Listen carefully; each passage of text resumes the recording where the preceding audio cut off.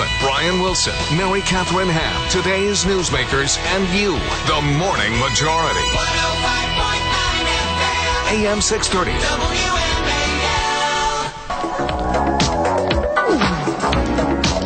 It's close to midnight.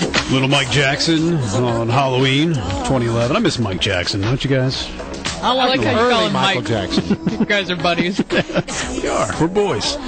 Tucker Carlson joins us now from the Daily Caller.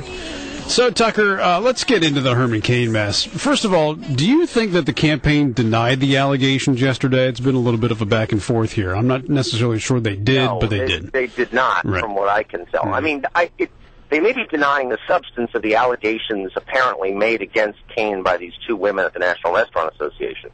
But I've read their statements carefully. They gave a statement to us. They have not denied, as far as I can tell, the fact that the National Restaurant Association paid some kind of settlement to these women. All right. So how big of a deal is this for Herman Cain?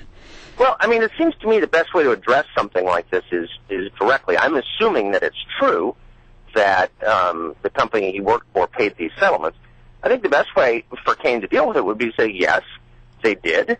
I'm not guilty of sexual harassment. And by the way, let's have a conversation about what sexual harassment is or isn't. I mean, what exactly does it mean to sexually harass someone? I'm a little bit confused about the definition of it. I don't mean that tongue-in-cheek. I mean it completely sincerely. If I say something, if I tell a vulgar joke, is that sexual harassment? Should it be?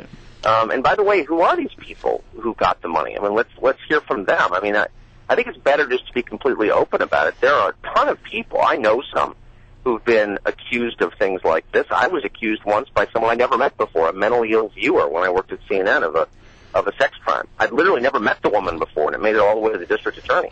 I'm not saying that's the case with Herman Cain, but I am saying these things are not necessarily cut and dry. Right. And the longer the Cain campaign, attacks the press, I'm not defending the press. Most reporters are some of them deserve to be attacked. But that's kind of not the point. I mean, let's get it out there. That's what a serious presidential candidate would do, and I think Cain is getting to the point in the polls where he is a serious presidential candidate. So I think that would be helpful. Yeah, it does seem like sort of coming out and saying, here's what happened. I believe I win on the facts of these cases, but exactly. This is how we had to deal with it. That's it, or this is how my employer chose to deal with it. I mean, right. Everyone who's lived as an adult in the workplace for the last 20 years is familiar with cases where employers feel like it's just not worth it to contest it. It's easier to pay someone off. I'm not saying that's what happened here, but that has happened. Right. I've personally seen it happen where someone was looking to make some money by claiming hurt feelings. And by the way, that is a really sad fact of American life, and that ought to change. I mean, you ought not to have to pay someone because you hurt his or her feelings. You think it's possible that he felt he was legally bound because of the agreement that he wasn't allowed to talk about it, and he was like, well, how do I go about telling my side of the story if I signed a contract or that I wasn't supposed to mention this? Well, I mean, the question is, would that contract be enforced? I mean, it's plausible that he did sign some sort of non-disclosure agreement, but then is the National Restaurant Association really going to sue him over that? It's hard to imagine. Are these women really going to sue him over? Maybe. Who knows what kind of advice he's getting from his counsel.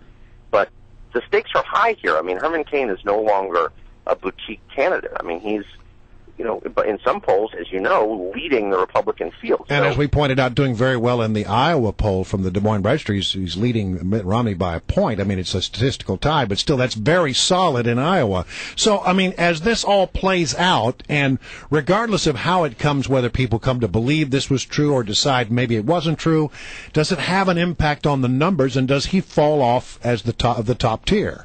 It depends entirely upon how he handles it. I mean, in the short term, attacking the press as liberal works, because for one thing, the press is liberal. Right. We started an entire company because the media are liberal, and we felt we wanted to offer an alternative. So, I mean, I get that. I agree with it. There's no question Cain is right. There are people out to get him, and most reporters have an agenda, et cetera, et cetera, et cetera. But that's still not really an answer. But that doesn't address the core issue, and so while that may be sufficient for the first couple of hours of the story, it will not continue to be sufficient. Well, he has an interview with Judy Woodruff today, PBS Newshour, scheduled for today before all this broke. So we'll see how he handles it. I personally think that as much as scandals like this or semi-scandals or would-be scandals are often written off as distractions, I think they can often offer insight into how a candidate handles pressure, frankly. And some of them do a good job, and some of them don't. And that's the kind of thing you want to know about a prospective president. I believe what you said, that there probably was a settlement, and he obviously knew about that. So shouldn't have he been prepared for this question to be asked sometime down the road? It didn't seem like the campaign was really prepared to handle this yesterday. Well, this is the campaign that caught the car. I mean, the dog that caught the car. Right? I mean, I don't think anybody, including Herman Cain, expected to be taken this seriously this early. I'm not saying he doesn't deserve it, but I mean, this is a very dynamic year, and things are evolving at a very quick pace. And this is, probably not one of the things they thought through in great detail. All right, so you know how this works. Generally, reporters get a whisper from somebody, and then they start to dig around on it, and they start to find whether or not there's any truth to the little whisper that comes their way.